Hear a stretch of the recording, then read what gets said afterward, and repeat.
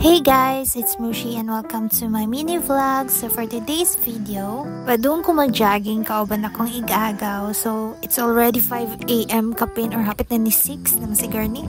And mo na siya padung misa ambuan na barangay diri sa Katigbian Moran kay pero mo try pud mi aning patungas ba.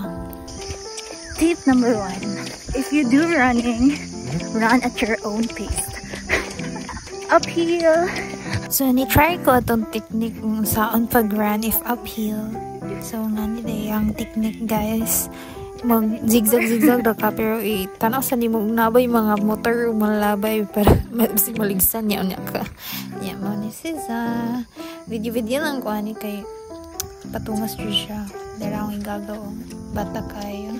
And then, abot namin sa boundaries ang buwan. Pero wala dyan may kabot ang buwan, guys, ha? Kanya pabalik namin, guys. Fast forward. And then, ako sa balay. Nagkaon ko sa akong ginama nga macaroni spaghetti.